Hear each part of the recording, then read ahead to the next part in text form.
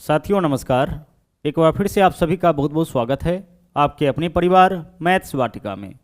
दोस्तों मैं हूं रूपेश यादव और इस वीडियो में हम लोग रीजनिंग के 15 वैसे क्वेश्चन को देखेंगे जो रेलवे एग्जाम में सबसे ज़्यादा रिपीट करता है। इससे पहले भी इस सीरीज़ के वीडियोज़ को हमने अपलोड किया है जिसके प्लेलिस्ट का लिंक आपको इस वीडियो के डिस्क्रिप्शन में मिल जाएगा। इसके अलावा अगर आप हमारे साथ पेड बैच में जुड़ना चाहते हैं तो इसके लिए आपको प्ले स्टोर से मैथ्स वाटिका एप्लीकेशन को डाउनलोड करना होगा। उस एप्लीकेशन के ऊपर मैथ और रीजनिंग दोनों का ही फाउंडेशन बैच चल रहा है। प्रत्येक बैच का फी वहाँ पे आपको 350 रुपये देने होंगे, यानी 350 रुपये में कंप्लीट मैथमेटिक्स और 350 में कंप्लीट रीजनिंग आपको वहाँ पे कराया जाएगा। तो आइए शुरू करते हैं आज के क्लास को।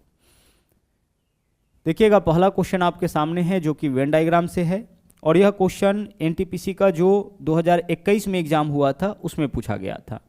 हमें इस वेन डायग्राम के आधार पर बताना है वैसे खिलाड़ियों की संख्या जो बास्केटबॉल तो खेलता है लेकिन क्रिकेट नहीं खेलता है।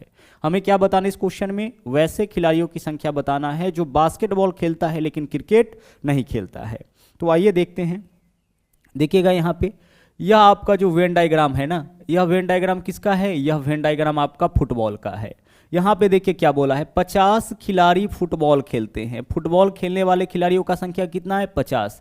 अब देखते हैं कि फुटबॉल में कितने खिलाड़ी हैं। 7 और 5 12 और 14 26।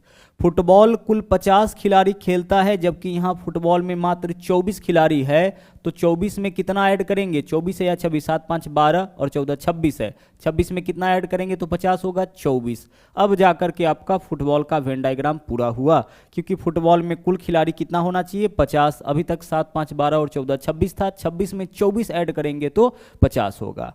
आगे देखिए आगे क्या बोला है। आगे बोला है कि 40 खिलाड़ी क्रिकेट खेलते हैं, यानी जो क्रिकेट वाला वेन डायग्राम है उसमें कुल खिलाड़ियों की संख्या होना चाहिए 40। इस वाले वेन डायग्राम में कुल कितना खिलाड़ी होना चाहिए? 40। अभी है कितना? 14 और 5 19 और 9 28। 28 में कितना ऐड करेंगे तो 40 होगा? 12। यानी कि अब जा करके जब यहाँ पे 12 लिखेंगे तो क्रिकेट वाला का वेन डायग्राम पूरा हुआ। अब आगे बढ़ते हैं। अब क्या बोला है, 30 खिलाड़ी जो है वह आपका बास्केटबॉल खेलता है। बास्केटबॉल खेलने वाले खिलाड़ियों का संख्या कितना है? 30। अब देखिए बास्केटबॉल में अभी कितना खिलाड़ी है? 7 5 12 9 21। 21 ही है। 21 में कितना ऐड करेंगे तो 30 होगा? 9। अब जाकर के यह आपका जो वेन डायग्राम है वह पूरा हो गया है। अब इसके बेसिस पर आप अपने क्वेश्चन का आंसर कर सकते थे। क्या बोला था? 50 खिलाड़ी फुटबॉल में, तो फुटबॉल में अभी तक मात्र 26 था। 24 और रखेंगे तब जाकर के फुटबॉल का वेन डायग्राम आपका कंप्लीट होगा। उसी तरीके से क्रिकेट और बास्केटबॉल के भी वेन डायग्राम को हम लोगों ने कंप्लीट किया। यहाँ देखिए फुटबॉल खेलने वाले खिलाड़ियों का संख्या 50 लेकिन केवल फुटबॉल 24।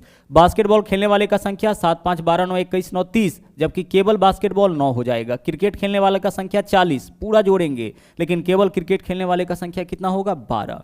अब क्वेश्चन क्या है हमारे पास? बोला है कि जो खिलाड़ी बास्केटबॉल खेलता है परंतु क्रिकेट नहीं, जो बास्केटबॉल में हो लेकिन क्रिकेट में नहीं हो। तो गौर से देखिएगा, जो इस वाले वेन डायग्राम में होगा वही बास्केटबॉल में और इस वाले में क्रिकेट, तो क्रिकेट वाला को हटा दीजिए, क्रिकेट को काउंट नहीं करना है। जो बास्केटबॉल खेलता हो लेकिन क्रिकेट नहीं खेलता हो तो उसका संख्या कितना हो जाएगा? 9 और 7 16। तो विकल्प डी जो है वह आपका इस क्वेश्चन का सही आंसर हो जाएगा। फुटबॉल खेलने से मना नहीं किया है, केवल किससे मना किया? क्रिकेट नहीं खेलता हो। बास्केटबॉल खेलता हो, क्रिकेट नहीं खेलता हो।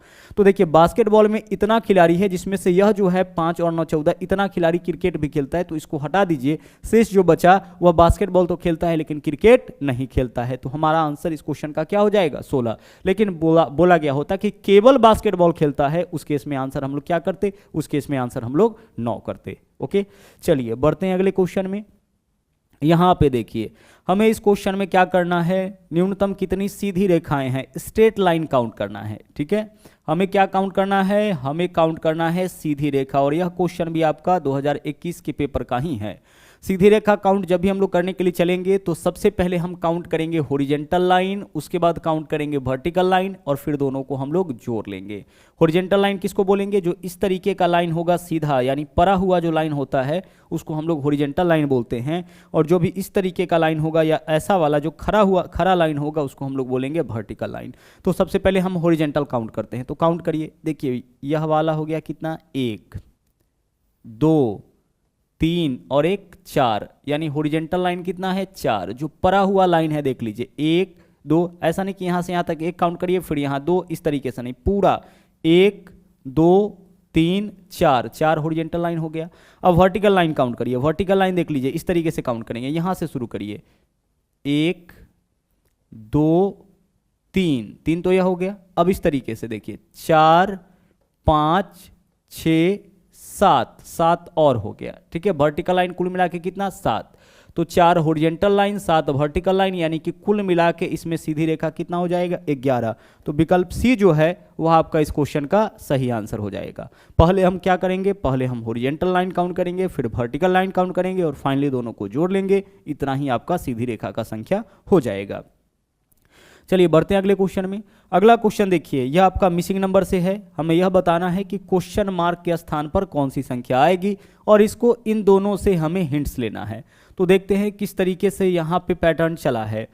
आप कर लीजिए 5 का स्क्वायर कितना हो जाएगा, 25, और उसमें ऐड कर लीजिए 4, 29 आ जाएगा। मतलब दाईं ओर वाले संख्या के स्क्वायर में बाईं ओर वाला संख्या को जोड़ने पर नीचे वाला संख्या आता है। यहाँ पे देख लेते हैं उसी चीज़ को, 7 का स्क्वायर 49, 49 में 6 ऐड करिए 55 हो जाएगा सर। यानी कि दाईं ओर वाले संख्या के स्क्वायर में बाईं ओर वाला संख्या को ऐड करने पर यहाँ वाला वैल्यू आ जाता है। तो उसी तरह से हम 9 के स्क्वायर में 8 जोड़ेंगे, तो 9 का स्क्वायर 81, 81 और 8 89, यानी क्वेश्चन मार्क के स्थान पर क्या आ जाएगा, 89 आ जाएगा। यानी विकल्प डी जो होगा वो आपका इस क्वेश्चन का सही आंसर हो जाएगा। चलिए बढ़ते हैं अगले क्वेश्चन में। अगला क्वेश्चन देखिए, यह आपका सीटिंग अरेंजमेंट से है। बोला है 6 व्यक्ति ताश खेल रहे हैं, वे केंद्र की ओर मुंह करके वृत्ताकार स्थिति में बैठे हुए हैं। तो सबसे पहले हम क्या करेंगे, सभी 6 व्यक्तियों को बैठने के लिए जगह बनाएंगे। हमें कितने पर्सन को बिठाना है, 6 पर्सन को, और सबका चेहरा किस तरफ है, केंद्र के तरफ है। तो केंद्र के तरफ चेहरा करके आप सभी 6 व्यक्तियों को बिठाइए, ठीक है। चलिए 6 व्यक्ति को बैठने के लिए जगह बना दिए और सबका चेहरा हम कर दिए हैं कहाँ पे, केंद्र के तरफ। अब बढ़ते हैं क्वेश्चन में आगे। आगे क्या बोला, एस आर के सामने है जो वर्ड होता है ना वह 2 व्यक्ति में से बाद वाले के लिए होता है, हमेशा इसको ध्यान रखिएगा। क्या बोला है, जो ए के बाईं ओर। अब यह जो किसके लिए, इन दोनों में से बाद वाले के लिए, यानी आर के लिए।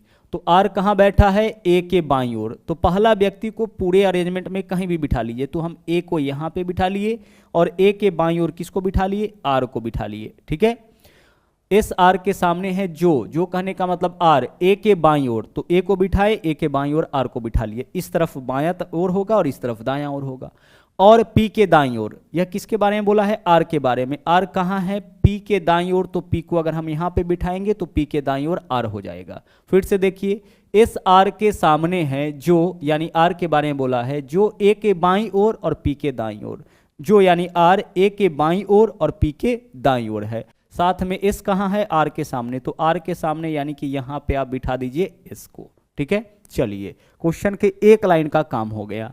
आगे बढ़ते हैं। अब क्या बोला है, ए डी के बाईं ओर है। ए कहाँ है, डी के बाईं ओर। ए कहाँ है, डी के बाईं ओर। तो डी को अगर हम यहाँ पे बिठाएंगे तभी तो डी के बाईं ओर ए आएगा।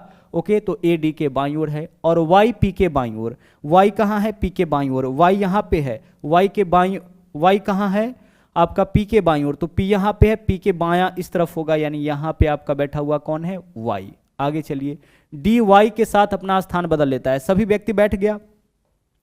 अब सभी व्यक्ति को बैठने के बाद अब क्वेश्चन में देखिए क्या बोला है, यदि डी वाई के साथ अपना स्थान बदल ले, यानी डी के स्थान पर कौन आ जाए, वाई आ जाए, ठीक है। और y के स्थान पर कौन आ जाए, d आ जाए। d जो है क्या करता है, y के साथ अपना स्थान बदल लेता है। सभी व्यक्ति को बिठाने के बाद अब क्वेश्चन में थोड़ा चेंजिंग हो रहा है। क्या बोला है, यदि d y के साथ अपना स्थान बदल लेता है, यानी d के जगह y को और y के जगह किसको बिठाएंगे, d को। और p r के साथ, p क्या करता है, r के साथ अपना स्थान बदल लेता है, यानी p के स्थान पर कौन आ जाएगा, r आ जाएगा। और r के स्थान पर कौन आ जाएगा, p आ जाएगा। डैश का मतलब इसका नया स्थान है।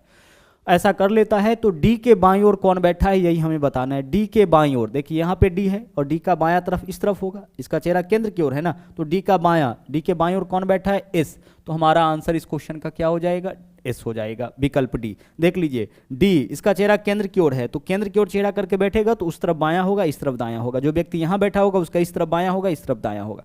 यहाँ से चलेंगे तो इस तरफ बायां होगा, इस तरफ दायां होगा। तो हमें बताना था कि D के बाईं ओर कौन बैठा है। आंसर हमारा क्या होगा इस क्वेश्चन का, S हो जाएगा। बढ़ते हैं अगले क्वेश्चन में। अगला क्वेश्चन देखिए, कथन और निष्कर्ष से है। आप कथन को अच्छी तरह से पढ़िए और इसके बेसिस पर यह अंदाजा लगाइए कि यहाँ जो निष्कर्ष दिया गया है वह सही है या गलत है।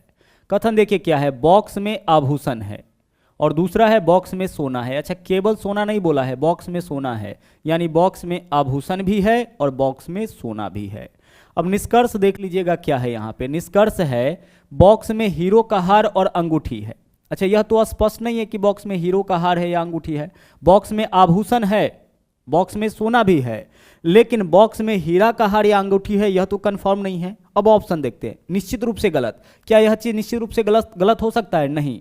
अगर आभूषण है तो उसमें हीरो का हार और अंगूठी भी हो सकता है, तो निश्चित रूप से तो गलत नहीं होगा। ओके, आगे संभवतः सही या गलत, हाँ हो सकता है। देख लीजिए, संभवतः सही या गलत कहने का मतलब कि बॉक्स में हीरो का हार और अंगूठी हो भी सकता है और नहीं भी हो सकता है, तो आंसर बी जो है वह इस क्वेश्चन का एकदम परफेक्ट आंसर होगा, क्योंकि आभूषण में तो हीरो का हार और अंगूठी आता है, तो बॉक्स में हीरो का हार अंगूठी हो भी सकता है और नहीं भी हो सकता है, मतलब संभवतः सही या गलत, यही हमारा इस क्वेश्चन का परफेक्ट आंसर होगा। आगे बढ़ते हैं, आगे चलिए अगला देख लीजिए। यह भी क्वेश्चन आपका कथन और निष्कर्ष से है। निष्कर्ष वह होता है जो निश्चित सत्य होता है। कथन के आधार पर आपको यह तय करना होगा कि निष्कर्ष जो है, यहाँ पे जो निष्कर्ष दिया गया है उसमें से कौन सा निष्कर्ष सही है। कथन क्या है, रिंकी ने रेणु से कहा, मैंने अब आपका नंबर नोट कर लिया है, अधिक जानकारी के लिए मैं आपको कॉल करूंगी। रिंकी रेणु से क्या कहा है कि मैंने आपका नंबर नोट कर लिया है, अधिक जानकारी के लिए मैं आपको कॉल करूंगी। अब इस बात से क्या निष्कर्ष निकलता है, रिंकी और रेणु सहकर्मी है? नहीं, ऐसा तो कुछ है नहीं। यहाँ पे तो यह चीज स्पष्ट नहीं किया है कि रिंकी और रेणु में क्या संबंध है। हो सकता है कि सेल्समैन और ग्राहक भी हो, ठीक है, तो पहला निष्कर्ष आपका गलत है। दूसरा, वे खरीदारी के लिए बाहर जा रही है, यह चीज भी तो आपका कंफर्म नहीं है कि वह बाहर जा रही है कि यहीं पे है या खरीदारी कर रही है, ऐसा कुछ नहीं है। तो दोनों का दोनों क्या होगा, गलत हो जाएगा। तो विकल्प डी जो होगा वह आपका इस क्वेश्चन का सही आंसर होगा। निष्कर्ष वह होगा जो निश्चित सत्य होगा। आगे बढ़ते हैं, अगले क्वेश्चन में आ जाइए। देखिएगा यहाँ पे इस तरह का बहुत सारा क्वेश्चन 2018 के ग्रुप डी के पेपर में पूछा गया था, प्रश्न और कथन के रूप में। क्वेश्चन क्या है, नीचे के प्रश्न और उसके बाद दिए गए कथन पर विचार करें और निर्णय करें कि कौन सा कथन प्रश्न का उत्तर देने के लिए पर्याप्त है। यानी यहाँ पे जो प्रश्न है ना, यहाँ जो प्रश्न है उसका उत्तर देने के लिए कौन सा कथन पर्याप्त है यह हमें बताना है। ठीक है, प्रश्न क्या है, सीजू के पास समान भार के 10 थैले हैं, इन 10 थैलों का कुल भार कितना होगा। देखिए 10 थैला का कुल भार हमें बताना है, सभी थैला का भार बराबर है और 10 थैला का कुल भार कितना होगा यह बताना है। अब इस प्रश्न का जवाब देने के लिए कौन सा कथन पर्याप्त है यह बताना है। तो पहला, प्रत्येक थैले के 1/3 का भार 8 किलोग्राम, तो 1/3 का भार 8 किलोग्राम यानी प्रत्येक थैले का भार 24 किलोग्राम होगा। 1/3 थैले के 1/3 का भार 8 किलोग्राम यानी कि एक थैले का भार 24 किलोग्राम, तो एक थैले का भार 24 किलोग्राम, तो 10 थैले का भार 24 × 10। यहाँ से आपका जो पहला कथन है वह इस क्वेश्चन का आंसर दे पाया, यानी प्रश्न एक, कथन एक जो है वह इस प्रश्न का उत्तर देने के लिए पर्याप्त है। थैले में चावल है, अच्छा चावल रहे गेहूं रहे कोई भी मटेरियल हो, इससे उसका वजन तो पता नहीं चलेगा, तो दूसरा क्या हो जाएगा, गलत हो जाएगा। यानी कि केवल कथन एक जो है वह इस क्वेश्चन का आंसर देने के लिए पर्याप्त है। हमें क्या बताना था, थैले का कुल भार, तो भार वाला क्वेश्चन का आंसर कौन दे सकता है, पहला कथन। अगला क्वेश्चन देखिए, बोला है एक घड़ी के घंटे वाली सुई 18 डिग्री आगे घूमती है, उसी दौरान मिनट वाली सुई कितना डिग्री आगे घूमेगी। सबसे पहले दोनों सुई का स्पीड देख लेते हैं। जो घंटे वाली सुई होती है ना, उसका स्पीड होता है आपका आधा डिग्री प्रति मिनट, यानी 1 मिनट में वो कितना घूमेगा, आधा डिग्री घूमेगा। 5 मिनट में 2.5 डिग्री, 10 मिनट में 5 डिग्री, 20 मिनट में 10 डिग्री, यानी जितना मिनट समय होगा उसका आधा डिग्री घूमता है आवर वाला सुई। और जो मिनट वाला सुई होता है वह आपका 6 डिग्री प्रति मिनट घूमता है। तो यही इस दोनों सुई का स्पीड हो गया। घंटे वाली सुई का स्पीड क्या हो जाएगा, आधा डिग्री प्रति मिनट, और मिनट वाले सुई का स्पीड क्या हो जाएगा, 6 डिग्री प्रति मिनट। अब यहाँ पे क्या बोला है कि एक घड़ी के घंटे की सुई 18 डिग्री, अच्छा 18 डिग्री घूमने के लिए घंटे वाली सुई को कितना समय लगेगा, तो 18 डिग्री घूमने में घंटे वाली सुई को 36 मिनट का समय लगेगा, क्योंकि आधा डिग्री प्रति मिनट, जितना मिनट उसका आधा डिग्री, तो 18 डिग्री घुमा है यानी कि 36 मिनट का समय लगेगा। तो 36 मिनट समय लेगा घंटे वाला सुई 18 डिग्री का कोण बनाने में। अब इस 36 मिनट में मिनट का सुई कितना डिग्री घूमेगा, तो मिनट का सुई 1 मिनट में 6 डिग्री, तो 36 मिनट में 36 × 6 यानी कि 216 डिग्री, यही आपका इस क्वेश्चन का आंसर हो जाएगा। यहाँ पे देखिए क्वेश्चन आपका एनालॉजी से है, बोला है जो उस विकल्प का चयन करें जो तीसरे पद से उसी प्रकार से संबंधित है जैसा पहला दूसरे से। ठीक है, देखते हैं पहला दूसरा से किस तरह से संबंधित है। डी से बनाया है ई +1 किया है, एफ से बनाया है एच +2 किया है, एफ 6 नंबर पर, एच 8 नंबर पर +2, एच से बनाया 11 +3 और आगे क्या किया +4। यानी पहला में 1 जोड़ा, दूसरा में 2 जोड़ा, तीसरा में 3 जोड़ा, चौथा में 4 जोड़ा। तो उसी तरह से ओ में 1 जोड़ेंगे क्या हो जाएगा, पी हो जाएगा, क्यू में 2 जोड़ेंगे क्या हो जाएगा, एस हो जाएगा, एस में 3 जोड़ेंगे क्या हो जाएगा, भी हो जाएगा, और यू में 4 जोड़ेंगे, यू 21 और 4 25 वाई हो जाएगा। यानी PSVY विकल्प ए जो है वो आपका इस क्वेश्चन का सही आंसर हो जाएगा। चलिए बढ़ते हैं अगले क्वेश्चन में। अगला क्वेश्चन देखिएगा यहाँ पे क्या है, कोडिंग डिकोडिंग से है। किसी कूट भाषा में भरबल का कोड EVIYZO है, उसी प्रकार से हमें मॉडर्न का कोड बताना है। अब देख लीजिए भरबल का कोडिंग किस तरीके से किया है। भी से क्या बनाया है ई से क्या बनाया है भी। अब गौर से देखिएगा यहाँ पे अपोजिट लेटर से कोडिंग किया है। भी का अपोजिट लेटर होता है ई का अपोजिट लेटर होता है भी, आर का अपोजिट लेटर होता है आई, बी का अपोजिट लेटर होता है वाई, ए का अपोजिट होता है जेड और एल का अपोजिट होता है ओ। तो उसी तरीके से आपको अपोजिट लेटर से कोडिंग कर देना है। तो एम का अपोजिट लेटर क्या होता है, एन होता है, ओ का क्या होता है आपका एल होता है, डी का क्या होता है डब्लू होता है, ई का क्या होता है भी होता है, आर का क्या होता है आई होता है और एन का क्या होता है एम होता है। तो NLWVIM विकल्प ए जो है वह आपका इस क्वेश्चन का सही आंसर हो जाएगा। अपोजिट लेटर से कोडिंग कर दिया गया, जैसे ए का अपोजिट लेटर क्या है जेड, बी का अपोजिट लेटर क्या है वाई। हमने इन सब चीज़ों को याद करा रखा है कि कौन सा लेटर कितने नंबर पर आता है और किसके अपोजिट में कौन सा लेटर है। यह क्वेश्चन आपका मिसिंग नंबर से है, गौर से देखिएगा। हमें बताना है क्वेश्चन मार्क के स्थान पर कौन सी संख्या आएगी। देखते हैं कि इसमें रिलेशन क्या है। आप करिए 2 का स्क्वायर कितना होगा 4, 3 का स्क्वायर 9, 4 का स्क्वायर 16, सब का स्क्वायर करके जोड़िए 29 हो जाएगा। 16 9 25 4 29। 7 का स्क्वायर 49, 6 का स्क्वायर 36, 5 का स्क्वायर 25, 36 25 49 ऐड करिए 110 हो जाएगा। उसी तरीके से 8 का स्क्वायर 64, 9 का स्क्वायर 81, 10 का स्क्वायर 100, सबको ऐड करिए 4 और 1 5, 6 8 14 4 हासिल 1 और 1 2, 245 आपका इस क्वेश्चन का सही आंसर हो जाएगा। सभी को स्क्वायर करके जोड़ने पर नीचे वाला संख्या आपका यहाँ प्राप्त हो रहा है। आगे बढ़िए, अगले क्वेश्चन में आइए। यह क्वेश्चन आपका सिलॉक्स का है। कथन और निष्कर्ष दिया गया है, हमें इन कथन के आधार पर बताना है कि कौन सा निष्कर्ष सही है। देखिए क्या बोला है, कोई भी आम संतरा नहीं है, कोई भी आम संतरा नहीं है। तो आम हम ऐसा करते हैं अलग बना लेते हैं और संतरा अलग बना लेते हैं, लेकिन रिलेशन ध्यान में रहना चाहिए कि दोनों के बीच में क्या रिलेशन है, नेगेटिव रिलेशन है। कोई आम संतरा नहीं है। आगे कोई भी संतरा सेब नहीं है और कुछ आम सेब है। आम का कुछ हिस्सा क्या है, आम का कुछ हिस्सा सेब है। और आगे बोला है कि कोई भी संतरा सेब नहीं है, तो संतरा अलग बना दिए, सेब अलग बना दिए। यानी कथन के हिसाब से हमारा वेन डायग्राम बन के हो चुका है तैयार। और यहाँ जो अलग अलग वेन डायग्राम तैयार किए हैं उसमें नेगेटिव रिलेशन है कि कोई आम संतरा नहीं है और कोई संतरा जो है वो आपका सेब नहीं है। आगे चलिए निष्कर्ष। कोई भी सेब आम नहीं है, कोई भी सेब आम नहीं है, तो सेब तो आम है, तो पहला आपका क्या हो जाएगा, गलत हो जाएगा। बोला है कोई भी सेब आम नहीं है, तो सेब तो आम है। दूसरा, कोई भी सेब संतरा नहीं है, कोई भी सेब संतरा नहीं है, बिल्कुल सही है, दूसरा आपका सही हो गया। तीसरा, कुछ संतरे आम है, संतरा अलग है आम अलग है, दोनों में कहाँ कोई रिलेशन है। आगे, सभी सेब आम है, क्या सभी सेब आम है, नहीं। कब होता, जब सेब के ऊपर से आम होता। तो हमारा आंसर क्या हो जाएगा, विकल्प सी। केवल निष्कर्ष 2 जो है उसका पालन यहाँ पे हो रहा है। आगे बढ़िए, अगले क्वेश्चन में आ जाइए। यहाँ पे देखिएगा, यहाँ पर भी आपका 2 कथन और 2 निष्कर्ष दिया गया है। ध्यान से क्वेश्चन के कॉन्सेप्ट को समझिएगा। बोला है कोई रैकून लोमड़ी नहीं है, तो रैकून यहाँ पे हम बना दिए और रैकून जो है वह क्या है, लोमड़ी नहीं है, तो रैकून अलग बना दिए और लोमड़ी अलग बना दिए। लेकिन रिलेशन ध्यान में रहना चाहिए। रिलेशन क्या है, रैकून जो है वो आपका लोमड़ी नहीं है। हम चाहे तो ऐसे भी कर सकते हैं, रैकून के पूरे भाग को कर सकते हैं रेखांकित, और रेखांकित भाग के विषय में लिख सकते हैं कि भाई जिसको भी हमने रेखांकित किया है ना, वह भाग जो है वो आपका लोमड़ी नहीं है। जिसको भी हमने रेखांकित किया है वह क्या नहीं है, वह आपका लोमड़ी नहीं है। या अलग अलग भी बना सकते हैं। आगे, कुछ लोमड़ी हाइना है। अच्छा, लोमड़ी का कुछ हिस्सा क्या है, लोमड़ी का कुछ हिस्सा आपका हाइना है। ठीक है, वेन डायग्राम आपका हो चुका है बनके तैयार। वेन डायग्राम आपका बनके हो चुका है तैयार। अच्छा, इस दोनों में नेगेटिव रिलेशन है, लेकिन रैकून और हाइना के बीच में कोई रिलेशन स्पष्ट रूप से नहीं दे रखा है, ना तो कोई पॉजिटिव रिलेशन ना कोई नेगेटिव रिलेशन। तो दोनों के हिसाब से वेन डायग्राम बना दिए। अब निष्कर्ष निकालिए। पहला, कुछ हाइना लोमड़ी है, हाइना कुछ लोमड़ी है, यह बात तो बिल्कुल सही है।